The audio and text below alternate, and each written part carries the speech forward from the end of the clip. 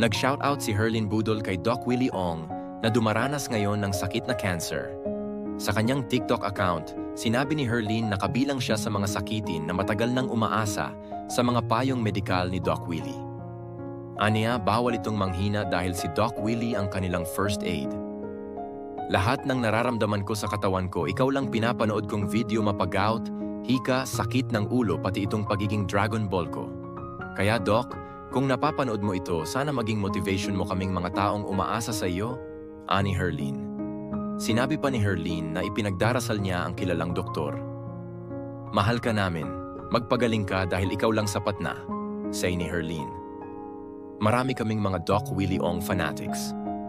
Shoutout nga pala kay Doc Willie Ong na mayroong sakit ngayon. Lord, pagalingin niyo po siya dahil marami po kaming mga sakitin na umaasa po sa kanya. Bawal ka manghina, oo, dahil ikaw ang first aid namin. Dahil nung nagkaroon ako ng sakit na almoranas, talagang araw-araw tumatai ako ng dugo at talaga namumulaklak na yung butas ang puwet ko. Dahil sa sobrang stress ko, ikaw lang ang pinanood kong video. Tapos ang sinabi mo pa nga dun, kumain lang lahat ng letter P na prutas, magiging smooth yung pagtae ko. Aba, effective, oo, dahil naging ringless, walang sabit yung tae ko. Lahat ng mga mararamdaman ko sa katawan ko, ikaw lang pinapanood kong video, mapag-out, mapahikaw, mapasakit ang ulo, pati itong pagiging Dragon Ball ko. Kaya Doc, sana kung napapanood mo to, maging motivation mo kami mga taong umaasa sa iyo. Mahal ka namin, magpagaling ka dahil ikaw lang sapat na boss mapagmahal 28. Marami kami mga Doc Willie Ong fanatics. Bigyan kita ng tip, Doc Willie Ong. Panoorin nyo yung sarili nyo, marami kayong mapupulot dun.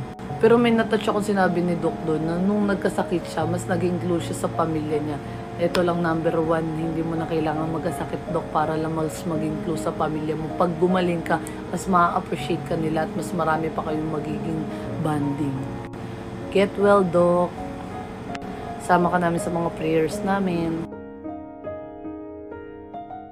Samantala, pati si Senator Bongo ay nagpaabot ng panalangin sa agarang paggaling ni Doc Willie. Hello, Doc Willie. We are all praying for your speedy recovery. Doc, keep your faith strong and stay positive. Marami po kayong natutulungan dahil sa mga medical advice ninyo. We are all rooting for you to get better soon. Alam po namin kung gaano kayo katapang at dedikado sa inyong serbisyo sa bayan. Malaki ang tiwala ko na malalampasan ninyo ang hamon ito.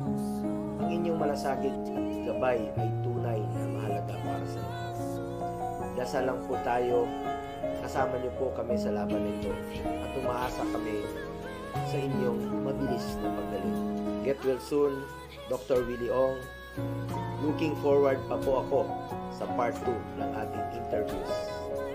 Maraming salamat. Gayun din si dating Mayor Isko Moreno na pumunta pa sa Singapore upang personal na bisitahin at palakasin ang loob ni Doc Willie Ong.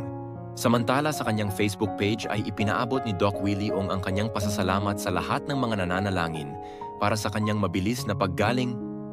Get well soon, Doc Willie Ong.